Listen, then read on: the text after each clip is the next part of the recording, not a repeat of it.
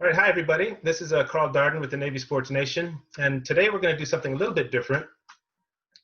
Just to provide you a little bit of backstory, this actually comes in response to one of the suggestions that some of you had, and it's in reference to interviewing former Navy athletes and finding out what they're doing today. So this is the first in what I hope is the first in a series of where are they now type of features. With each guest, we'll discuss their Naval Academy sports experience and the impact it actually had on their careers. So 2 months ago, I did a story on the Navy rowing team winning the King's Cup at last year's Henley Royal Regatta. And it turned out to be one of our most interesting features, most popular ones. So I thought it made sense to reach out to a graduate with similar experience just to see what that was like firsthand. So today, I'm excited to welcome Dan Lyons to the Navy Sports Nation. Dan is a 1981 Naval Academy graduate, and he was a member of the Navy rowing team as well. Now, he's also the founder and president of Team Concepts, which is one of the most innovative consulting firms I've ever had the pleasure to work with, and we can get into that a little bit later on. So Dan, thank you for taking the time to join us today. Thank you, Carl. It's my pleasure. I look forward to the entire experience. Knowing you, it's going to be an experience. All right. So as sports fans, I think we can all appreciate the idea of competing in a team sport. And when I was writing the feature on the King's Cup, I came to the realization that rowing in particular is very unique, even as team sports go. So today I wanted to talk about your experience with rowing and the role it played in your career. So if it's okay with you, I'd like to just get started right now, okay? Yeah, absolutely. I actually, as an aside, and not that I was at the King's Cup when Navy won, and I will just say that that was such an overwhelming experience as we were watching along with tens of thousands of other fans over in Henley, England. I was crying because it was not only such a wonderful race, but it vaulted Navy where Navy, I think, has always belonged, which is in the international sphere for rowing. And it was an amazing effort against, frankly, a lot of national team people from Germany. So it was awesome. Yeah, I tell you, I'm not kidding. I've watched that video of the race at least 24 times, and it's just as exciting every time I see it. So, anyway, what I wanted to find out is, like, when it comes to your rowing experience, when did you first get introduced to rowing? When I was 10, my dad was an Olympian in 1940, and the 40 Olympics were actually canceled that year, obviously because of the war. And he went off and joined the Navy and flew PV-1s out of the Aleutian Islands. He did 35 missions over Japan between 43 and 45. And then when I was 10, he brought me down to Boathouse Row in Philadelphia and threw me into a coxswain seat. And I didn't know what a coxswain was, or I didn't want to be there. I was playing with my soldiers under the pine tree, and he just sort of threw me in there. And that was my introduction. And I said, I don't want to be a coxswain. If I'm going to do this, I'm going to row. So the next 2 years, he put me out in a rowing shell, and I was in a single up until I was 18. And then when I went to the academy after a year at NAPS, I went into a crew for the first time. And it was, wow, this is different. And I didn't want to be a single sculler anymore. Mm-hmm. As soon as I felt what it was like to be in a crew shell with, 7 others or 3 others or 1 other trying to match each other, that was an amazing experience. It was incredibly different. And I wanted to be that. And that's how it started, really. So. Oh, it sounds good. So it sounds like rowing was your focus from the time you're 10 years old. Did you play any other sports at all? I did. I played a lot of sports, mostly the usuals, football, basketball, some baseball. I wasn't very good at baseball. And I did okay at basketball. But pretty much from the time I was 14 on, it was mostly rowing. Mm-hmm. I'm interested in pretty much all sports, but there was something about rowing that was unique. It wasn't just the family background, which was extensive, and the expectations that came along with that. There was something else. But sports, I think, is as metaphor is unbelievably powerful in exposing people to what it means to be part of something bigger, to be valued with that, to be successful. There's nothing like it. Right. So yeah, so we can jump into your experience at the academy itself right now. I was just kind of curious if you could touch on some of the things you remember the most, and what your biggest takeaway was from that experience. Uh, wow, there's a lot to remember from that. My first year, plebe year, I went in with Coach Ken Dreyfus, and that was his first year. And Coach Rick Clothier was the varsity coach there. And I came in a little undersized. So I was 145 when I went to NAPS, and I would have been a solid lightweight, but tall and slender at about 6'4". But by the time I got to Navy, I was 165. And I still saw myself as a lightweight, but Coach Clothier said, "You're a heavyweight," and kept putting me in the starboard line. Now there's two sides, obviously, in the Navy, and anywhere to a boat, port and starboard. And the port side were the ones who usually stroked the boat or led the crew, and that's the only thing I knew about it. So I figured I wanted to be a port. But he kept putting me in the starboard line, so I'll never kind of forget that. And then he just said, "You're not going to stroke. You're going to be somewhere in the middle of the boat in the 7-man." I'm like, okay. Well, there was 150 kids out for that sport, and it was brutal.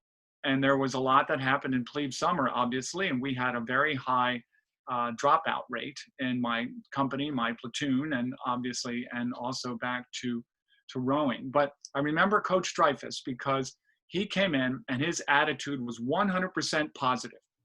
Right from the beginning, he was smiling and happy, and his demands, however, were excessive, but they were doable. So I'll give you a very quick example. First day he came in, he said, "Okay, everybody on the pull-up bar." Well, I was never very good at pull-up, and I had done 3, the minimum, to just get in to the academy. And we had guys there who were just going to get up and do 20 pull-ups. I knew that. And Ken said, "Okay, everybody, all I want you to do is 2 pull-ups." I'm like, okay. So we did 2. And then the next day, a couple days went by, we got a little strong. I said, "Okay, now I want 3," and so forth and so on. And by the time we got through, it was a very different group that greeted him at the end of September, October, November. Mm-hmm. And I learned from that how to handle this growth of people's potential and people's possibility. And he was amazing with that. So it was an incredible plebe year. We did very, very well. And then we moved on into higher expectations with the varsities. I can talk about that all day. But Coach Clothier had a real eye for how people fit together. And there were some gorgeous crews, and I can talk about how it felt to be part of them. But, stop me when you want to. Right. So yeah, and I think what's going to happen here is you're going to be drawing back on those academy experiences as we continue to talk about what transpired with your rowing career even after you graduated. So, but that's a great start. So let's kind of go right into that as well. When you think about that experience you had at Annapolis, how did you think that shaped your development as a naval officer? Well, there's no question it was key, because the first thing it did was gave me confidence. And so, and a sense down deep that I could do things that I was expected to do as a member of the brigade and as a naval officer. There are very high expectations for officers coming out of any academy, and especially I think Navy, because of the unique nature of what it is we do. And so rowing elevated expectations from a moment to moment basis, because you had to deal with pain. You had to deal with an enormous amount of pain over an extended period of time. And so you couldn't just say, well, I'm done right now. And you couldn't just stop rowing. You were with 7 other people and a coxswain who were dependent on you for your best effort. And I think we took that into the fleet right away. So it was discipline. It was that commitment to the moment and commitment to each other. And it was absolute belief in the mission and what it is that we were engaged with as a group. And it was pretty astonishing. And more than anything, I think when you get in a crew, it is uh, the strength of the approach to align. You have to align. And so that means you have to know the strengths of everybody that surrounds you, and you have to be aware of what's going on in that environment. And then you have to be willing to change your own behaviors and play to your own strengths in order to lock in with everybody else and maximize the collective output. And ultimately, that's what it's all about. We never lost ourselves in the experience to where we lost our individuality. That's not what rowing's all about. You don't lose your individuality just because you're meshed in an amazing experience as a group. You are, in fact, exalted in that. You're, to a certain extent, glorified because you assume the power of the team as your own. Mm-hmm. And that's what happens when things really go well, which is what we call swing. Mm-hmm. And I had that experience several times. And with one crew in 1980, when we won the IRA, the Intercollegiate Rowing Association Championship, we had that pretty much all the time, unless somebody was sick or hurt in the crew. It was amazing. And we only averaged 180 pounds. We were a small crew, but we had some ferocious competitors, 5 of whom went on to be on national teams after that. And one of whom, Steve Doc Moreau, who was probably the best one of us all, never went on a national team because he went out and was on the Blue Angels. Unfortunately, he was later trying out for the Blue Angels, and he was killed in 1987. So, but the lessons of rowing in a crew were incredible, and I had some amazing opportunities there. And not just junior year. I will mention the sophomore year, youngster year crew was led by class of 79 guy, Rick Lopez, who was just a beautiful oarsman. And he had a fine sense of rhythm and precision. And his style of creating swing was absolute precision and not gentleness, but boom. The oar had to get in the water at exactly the right time and feeling with the flow of the boat. When we got that thing going, I had never been in a better swing to a certain extent before or since. It was just very difficult to maintain. Mm-hmm. In 1980, in second class year, we were a little bit more direct, and we got a different kind of swing. But there was some amazing people who went on to do some great things in the fleet and beyond. Wow, yeah, that's pretty cool. And we can get into that a little bit later on. But thank you for sharing that. Now, when you were on active duty, you had a chance to compete internationally as well. I was wondering if you could kind of speak to that a little bit. Yes, I was. The Navy was very, very good to me. And, but it was because when I graduated, I went right to the national camp in Madison in the summer we graduated in 81. And I made the team. There was about 150 people out for it. And I got lucky enough to make the first 8. I was in the bow seat, and we went and rowed in Munich in the World Championships, and we got a bronze medal, which was, I think, the first medal they'd won in 7 or 8 years there, which was great. And then after that, I thought my rowing career was done, but I had some people pushing me towards it, which was great. So in 82, we went to Lucerne, and we were 7th there. Probably should have won that in the 4 because we had another hurt guy. In 83, we won the Pan Am Gold, and in 84. I was hurt. Unfortunately, we had made the team in the Cox 4, but I didn't actually get a chance to compete.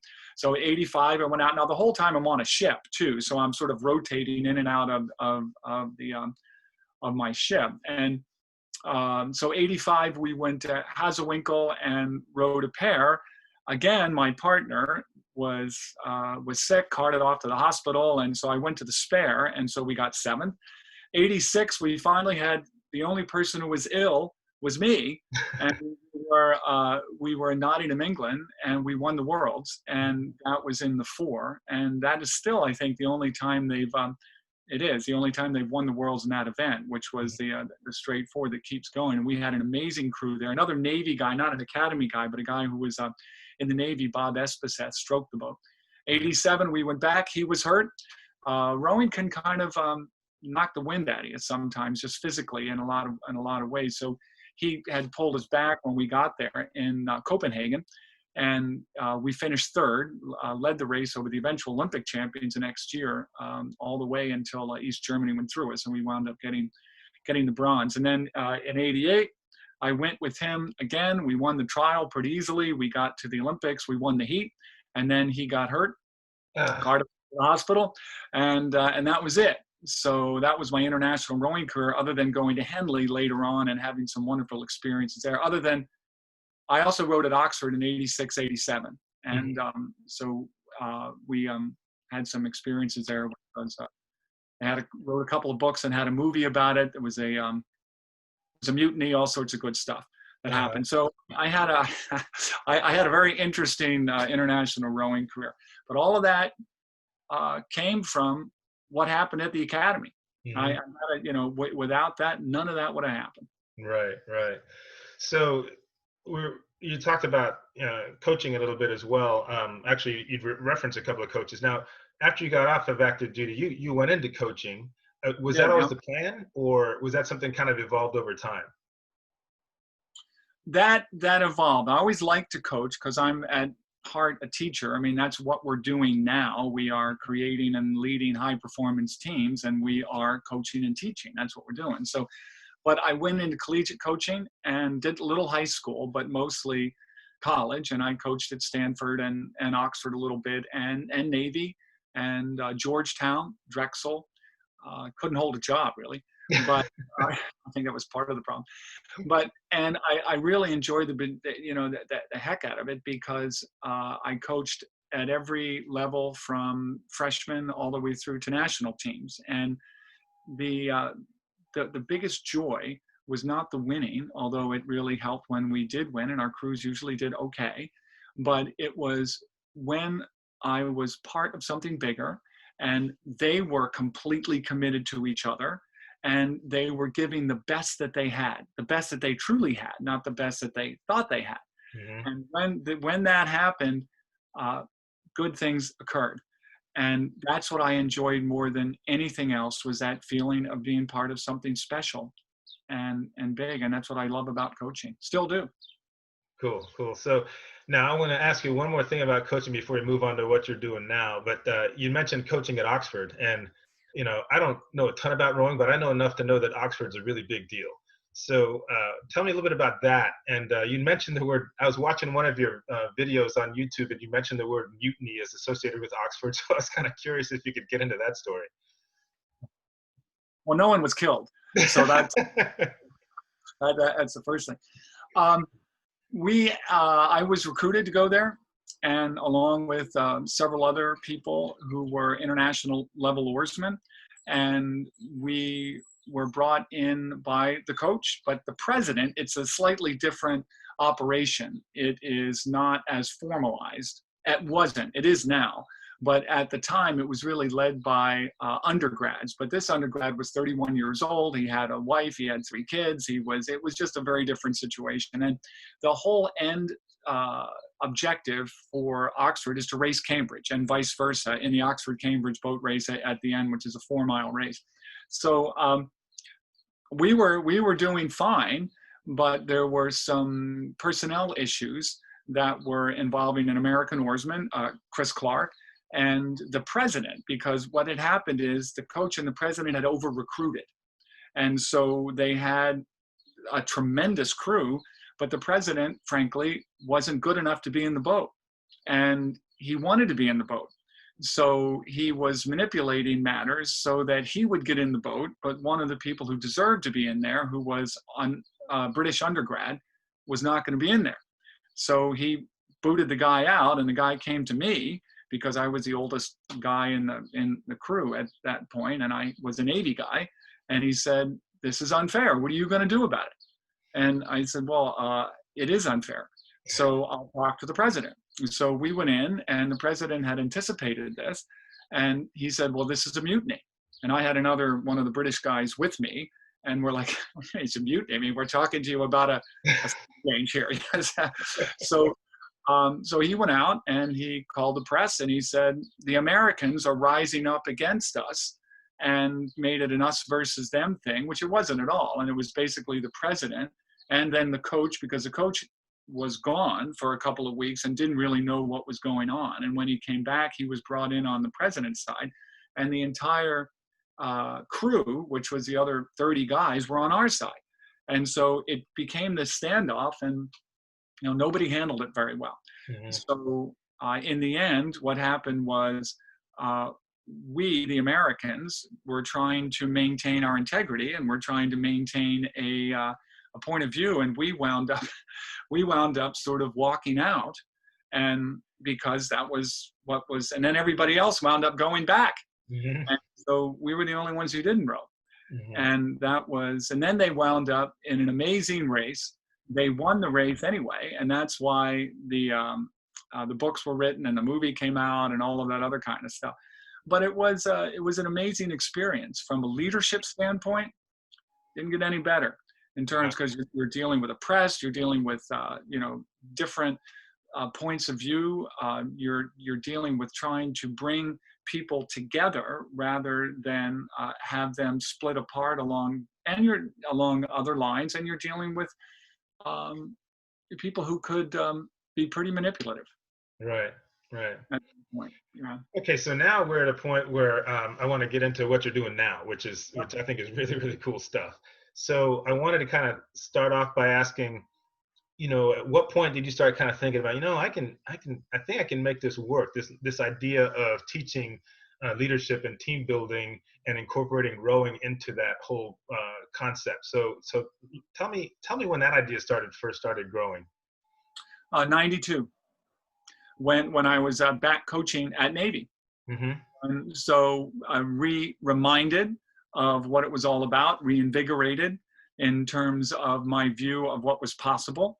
And having seen the interest that people over in the UK had about it, and then applying those lessons directly to my own life, because I had time to reflect. And I did. So I got together with a couple of people, one of whom was one of those Oxford guys, Chris Clark, and we started the company in 92. And then I sort of took it on from there, and eventually wound up going with another man. My partner in the business for years was Rich Mahoney, who was a Cambridge guy, actually, himself, and Cambridge and Drexel, and one of the most brilliant men I've ever met, frankly. And so we worked together until 2000, and then he went off and started another company, and we sort of went from there. So the company's 25 years as of this year, and we use what we call metaphorical training. And there's a heavy academic element with everything we do, because the objective is to help people to learn how to create teams, mm-hmm. high performance teams, and then lead them to defined objectives, accomplish the objectives, and move on. And so that's what we do in sports, isn't it? Right. I mean, we do in everything. There's no difference. So what we're really teaching is how do you take a team and run it through a season, and how do you win mm-hmm. in that? And so we have to define exactly what that means to people who are coming, and what does it mean to you to win, and what are your objectives? And so how are we best going to do it? Well, we're going to talk to you about it a little bit. I'm going to tell you some stories, but we're really going to have you experience it, mm-hmm. either virtually nowadays or live. And to me, one of the best ways to do that was to put you in a rowing shell with some experienced people, because we're not going to put anybody in a rowing shell who doesn't know what the heck they're doing all 8, because that would not turn out well. Right. But you put a couple experienced people in there, you put 6 people who've never done it before, and you begin to align them around a common objective. You give them shirts and hats of the same color. You put them against other crews of the same caliber, and you go out and coach them to understand where they have to align and what they have to do to align, and what it means to be aware of the environment, the work environment, the business environment, what's going on with your personal life and your personal environment, and how that is interacting with everybody else, and how you put all of these ties that bind you together to where energy is flowing as a whole, not from just in here, but you're giving and receiving. And it's awesome. So we have the rowing, which is great, but then we also do sailing, we do golf, we do games that we've made up, exercises that we made up. We do anything that will experientially and metaphorically get the points across, but the points are always the same. So it's, and we do movie making, which is actually one of our more popular ones. Yeah, how about that? Because, yeah, and we can do that virtually. And it's one of the things that we do really well. So that's kind of where we are right now. Okay, all right. So yeah, I mean, I think, and by the way, for those of you out there watching this, I had the pleasure of meeting Dan for the first time about 7 years ago when I worked for Johnson and Johnson, and he did these programs for our companies. You know, one of our managers. I was in the immunology division at the time, so that's where we first met, and that's where I just thought that, I mean, even today, I mean, this is 7 years later, I've never had a more innovative or creative experience as it relates to leadership and team building. So that's always stuck in my head from even back then. And actually, I was talking to one of my directors, my former directors, just a couple of days ago on the phone. We just called to check in with each other. And I told him that I was going to be doing this interview, and he said, "Yeah, I remember that. That was really a lot of fun," because he was there as well. So, all right. So you kind of mentioned all the different programs that you do. Now, let me ask you this, and I saw this a lot because I did a lot of training as well. Maybe you have some clients and you're bringing in some groups, and maybe the buy-in isn't 100% there from everybody. You probably experienced that at some point in time, and I was wondering if you could kind of talk to how you were able to kind of create that mind shift a little bit, and to the point where they were actually won over by the time the workshop was over. Yeah, that is a great point, because I will say for our Navy audience, the guy that I remember the most, and I won't say who it is, but he was a Navy guy, and he gave us the most problems. And I don't think I ever convinced. He was the only guy who was never able to, I think, turn, because for whatever reason he had such high expectations for himself, or had such issues himself, that he wasn't ever really listening to what was going on. I mean, I had a long talk with him, and after a while, it was just evident that this isn't going to work. But I just mentioned that because we've got thousands and thousands of people that have come through these programs. And have they come in with complete buy-in right from the beginning? Absolutely not. So to answer your question, what we do is we bring them in, and I tell them what's going to happen in the day, or the 2 days, the 5 days, or however long the engagement is. I just lay it out, what's going to happen. But I say, but first we're going to break you up into teams. And so we're just going to count off randomly, which we do. And they count off by 6s or 10s or whatever it is.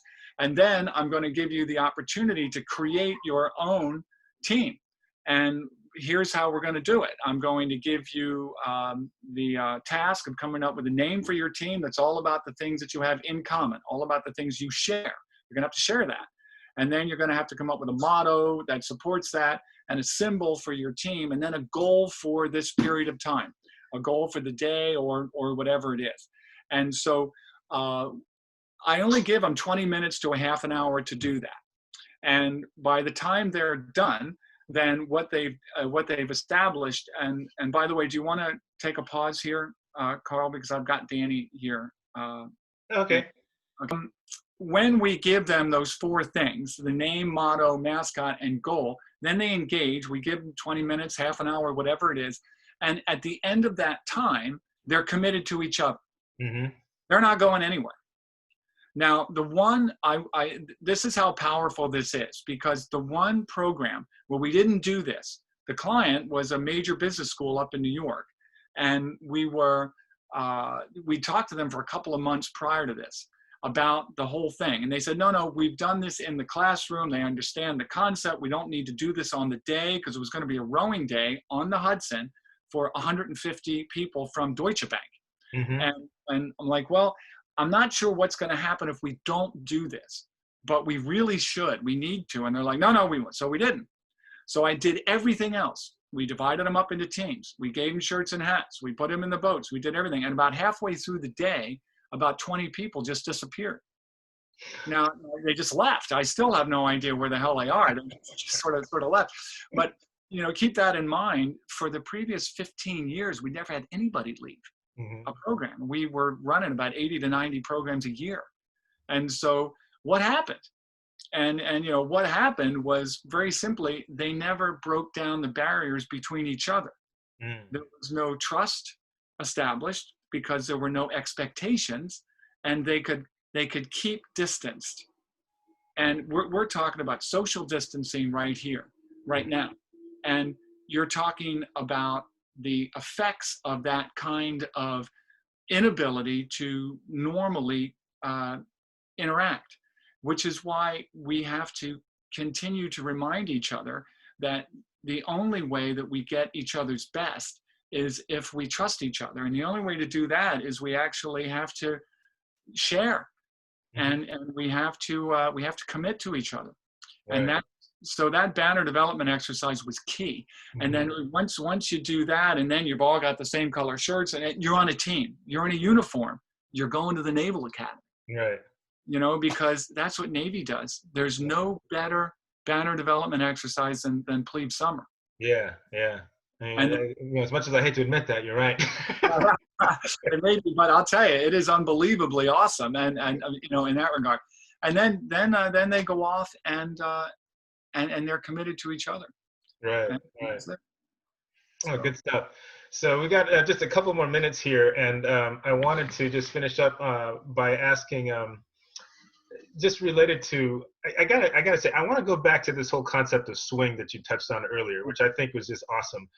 And I wanted to ask you, number one, as it relates specifically to rowing, is it something that occurs like, you know, it happens, it just, you kind of graduate to it during the middle of a race, or is it something that, you know, happens like right away? Or the reason I'm asking is because when I was watching the King's Cup race, you know, there's just one point in the race, I forget, it's like about the halfway point, where all of a sudden I just saw the Navy crew they made up like 3/4 of a boat length in, it looked like 3 strokes. So I'm wondering if you can actually spot that in the course of a race, or is it something that you just kind of feel? It's both. I mean, if you know what you're looking for, then all of a sudden there's a relaxation to it, but everything seems to go faster on the drive phase. Boom, you know, when you're, and then it just, and then you're floating on the recovery. And it is what was difficult a moment before, where, you know, because you're locking into the water, and you've got every muscle in your body engaged at maximum effort at that point to try to push and pull that boat by, like that. There's no question about it. But what was really difficult a moment before all of a sudden becomes almost absurdly easy. It's not, but you don't feel the pain anymore, and you're sort of elevated to another level. And the more that happens, the more you know, the more the feeling is transcendent. And that's what it is. And the more, again, like I said, you assume the power of the whole, but it feels, yeah, it feels awesome. And there are levels of swing, and I was privileged enough to be at a high enough level of rowing where we were able to get that swing in that 86 boat. We could get that swing almost on demand. And that was pretty amazing. That's why we couldn't, you know, we weren't losing. We were not only not losing, we were winning easily. But it was because of that. It wasn't because we had 4 guys who were just a hell of a lot stronger. Right. Yeah. And yeah, so, and I imagine, I mean, just being able to communicate that and translating it to, you know, the business world, especially if you have, you know, executives out there who are athletes, that's something they probably appreciate. Yes, they do, because they understand what it means when a work team gets into a flow. And the more that they communicate, and the more that they expect of each other, the more relevance that has, and the more capability they have of developing that flow. And it's when they don't mind working until midnight, day after day, because they feel exhilarated that they're part of something special. Now, it helps to have a mission that's worthy of you, a noble mission. It doesn't just happen out of thin air. I mean, one of the things that happens in the Navy and in the military is that we have a mission. Right. And we know that. But it's also the same with most companies and most organizations. You were with J&J, and that was, you know, the mission was to help people to live their lives, period. To live is a fairly high mission, but it's also the ability to understand what it means to live well. and in helping other people to live well. So that was our job, was to remind people of the nobility of their mission. Mm-hmm. Okay, and Dan, so I got one more last question for you, and it kind of relates to the path forward for you and your company. Lots of stuff going on right now. Obviously, I was wondering if you could just kind of hit on one or two goals, a short-term and a long-term goal that is going to be really important for you guys to kind of keep that momentum going, especially as we kind of ride out this what we're dealing with right now. I think the short-term goal for us is to remember why we're here, which is we're here to help people to come together, to be better than themselves, and to value them in that experience. So when we get into the difficulties that we're having right now, which there is, I mean, nobody's doing live programs out there. And so what we've had to do is, along with all of our other partners, go virtual, which is fine. It's more difficult, but it is just as needed. In some ways, I would argue that it is more needed now than it ever was before. And we have more opportunity because we can reach everybody virtually, whereas before we couldn't. We couldn't reach people live. So the first goal is to make sure that we can take our very, very good virtual programs and get them out so that we can help people. And our second goal is to make sure that in the next year to 18 months, because that's kind of where we're looking at, by the time this vaccine comes out, is distributed, it was manufactured, distributed, and everybody gets it, that's what we're looking at. Right. And until that time, the goal has to be to try to take what we've learned virtually and to expand that and then inculcate that into our live programs. And I'm looking forward to it because I think that there's tremendous opportunity here to have a live program as a catalyst, and then to use these virtual programs to replicate to a certain extent our sports experience and our Naval Academy experience by coaching day after day, week after week, those people that are in positions of need and positions of responsibility, and to try to give people the opportunity to come together to help as many people as possible. I mean, we're looking at creating something called the International CEO Congress to bring CEOs together globally in order to work as a whole, integrate their power and their possibility. And this is not for profit. This is in a for-profit way, but to be able to help people most efficiently working with governments and the UN and things like that. So I see this as an opportunity and a challenge. Oh, it is a challenge, no question. All right.